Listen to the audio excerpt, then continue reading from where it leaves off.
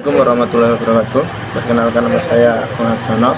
Saya akan menjelaskan review jurnal yang saya analisis, yakni yang berjudul Handot Digital pada Masa Pandemi di Dalam Pembelajaran Dunia, yang ditulis oleh Yoriska Noventi Putri. Dan saya mulai dari latar belakang yakni proses pembelajaran diandalkan oleh guru, yakni model pembelajaran ceramah, di mana guru menjelaskan materi sedangkan siswa duduk dan mendengarkan. Proses pembelajaran ini mengakibatkan siswa kesulitan dalam memahami materi hingga hasil belajar menurun dan tidak tercapainya kompetensi belajar. Belajar student center menurut keaktifan siswa dalam proses pembelajaran, dan guru bertindak sebagai fasilitator. Salah satu fasilitator yang dapat digunakan oleh guru untuk mendukung proses pembelajaran siswa yaitu handout. Handout dikatakan valid apabila desain berdasarkan state of the art knowledge dan komponen isi saling berkaitan satu sama lain. Besar atau kecilnya pengaruh handout didasarkan pada kemampuan guru dalam membuat handout itu sendiri. Selain melatih keterampilan, handout memiliki pengaruh yang besar terhadap presentasi belajar. Yang kedua, yakni rumusan masalah. Dalam rumusan masalah, yakni bagaimana pembelajaran di masa pandemi pada siswa yang terdampak. Yang kedua, apa yang digunakan oleh siswa untuk sekolah di masa pandemi. Teori menggunakan teori metadata analisis atau etnografi.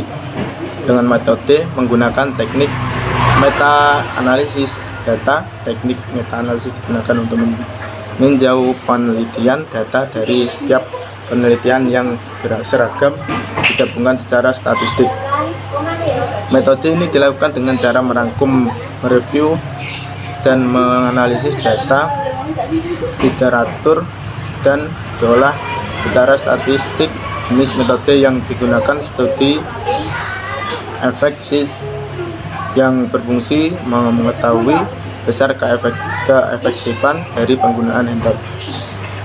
Analisis dari artikel ini dibuat untuk mengetahui pengaruh menggunakan handout digital selama masa pandemi dalam meningkatkan hasil belajar dan materi ilmiah dengan cara membandingkan beberapa studi literatur penelitian. Handout memiliki prinsip yang sama dengan bahan ajar lain, yakni relevansi, konsistensi, dan mencakup prinsip kecukupan. Artinya bahan ajar harus membantu siswa dan mencapai kompetensi yang telah ditentukan sebagai salah satu fasilitas yang disediakan oleh guru. Handout memiliki beberapa kelebihan berdasarkan tabel 1.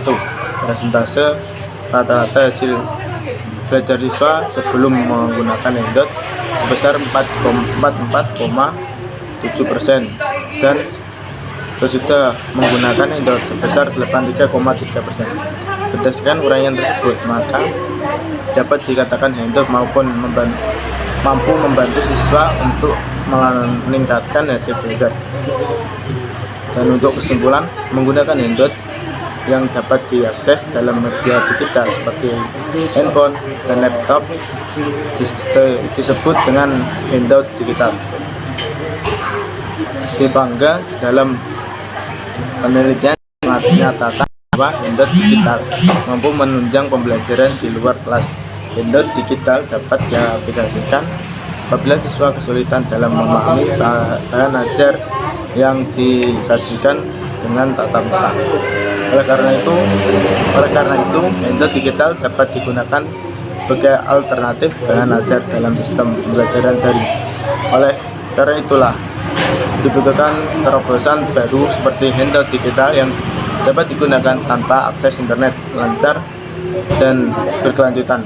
Penggunaan handout digital dapat membutuhkan akses internet yang lancar, dapat dipergunakan kapanpun dan dimanapun selama memiliki media digital. Dengan diterapkannya Endot digital, maka dapat menutupi kelemahan dan pembelajaran daring didukung dengan analisis, uji statistik, dan keempat, literasi penggunaan Endot digital secara daring mampu meningkatkan hasil belajar siswa meskipun pembelajaran dilakukan di luar kelas. Sekian dari saya, kurang lebihnya saya mohon maaf. Wassalamualaikum warahmatullahi wabarakatuh.